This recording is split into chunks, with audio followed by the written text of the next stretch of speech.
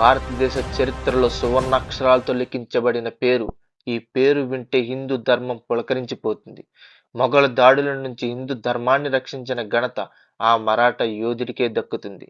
తల్లి సంరక్షణలో, బైరం ఖాన్ శిక్షణలో రాటుదేలిన శివాజీ తన యుద్ధ తంత్రాలతో బీజాపూర్, గోల్కొండ సుల్తానును మొఘలుకు ముచ్చెమటలు పట్టించాడు.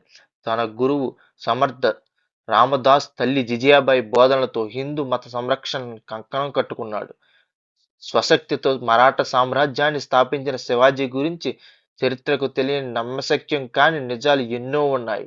శివాజీ పేరు శివుడి నుంచి వచ్చింది కాదు అని చాలా మంది అనుకుంటారు, కానీ అది నిజం కాదు. ఓ ప్రాంతంలో భక్తుడు శివుని శివాయ అని కూడా పిలుస్తారు. ముస్లిం దురాక్రమణదారులు శివాజీ వ్యతిరేకించిన తన రాజ్యంలో మాత్రం లౌకికవాదాన్ని పాటించాడు.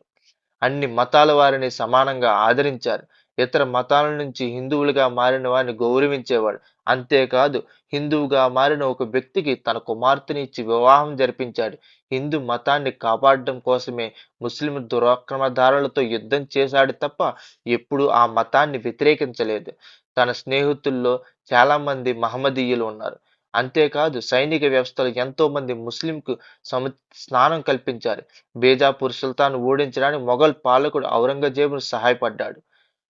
అహ్మద్ నగర్ ముట్టడిలో కీలక పాత్ర పోషించాడు. యుద్ధ తంత్రాల్లో శివాజీ అనుసరించే విధానం శత్రువులకు అంతుపట్టని విధంగా సాగేది. తండ్రి నుంచి వచ్చిన వారసత్వంగా వచ్చిన 2000 మంది సైనికులను 10,000 మంది స్థాయికి పెంచుకోగలిగాడు. సైనిక సంపత్తి ప్రాముఖ్యతను తిరిగిలేని యుద్ధ వ్యూహాలతో అనుసరించడమే శివాజీ అసమాన ప్రతిభకు నిదర్శనం. పటిష్టమైన సైన్యంతో పాటు నిఘా వ్యవస్థను కూడా కలిగి ఉండటమే కాకుండా ఆధునిక యుద్ధ తంత్రాలను ఉపయోగించేవాడు. వాటిలో ముఖ్యమైనది గొరిల్లా దాడి. శివాజీ తన సైన్యం పట్ల అత్యంత శ్రద్ధ తీసుకునేవాడు. వారి ప్రాణాలను పణంగా పెట్టి యుద్ధం చేయడానికి విముఖత చూపేవారు. సైనికులు ప్రాణాలు ప్రమాదం ఏర్పడే సందర్భంలో అనూహ్యంగా అక్కడి నుంచి వారిని యుద్ధాన్ని నిష్క్రమింపజేసేవారు. పటిష్టమైన నావికా దళం మరాఠాలకు మరింత బలాన్ని చేకూర్చింది. దీనికి శివాజీ వేసిన బలమైన పునాదులే కారణం. విదేశీ దండయాత్రల నుంచి కాపాడడానికి ఇది ఎంతగానో ఉపయోగపడింది. ఆ కాలంలో ఇలాంటి ఆలోచనలు ఏ రాజుకు రాకపోవడం గమనార్హం. తనకంటే బలవంతుడైన, దిశాలి అయిన అఫ్జల్ ఖాన్ను చాకచక్యంగా అంతం చేశాడు. అఫ్జల్ పథకాన్ని ముందుగానే పసిగట్టిన శివాజీ తన చేతులకు పులుగోళ్లు తొడుక్కుని అతన్ని హతమార్చాడు. మహిళల పట్ల అపారమైన గౌరవం.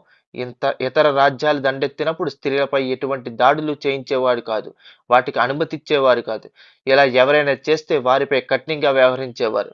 నైపుణ్యం ఉన్న వారినే సైనికులుగా స్వీకరించేవారు. సైన్యంలో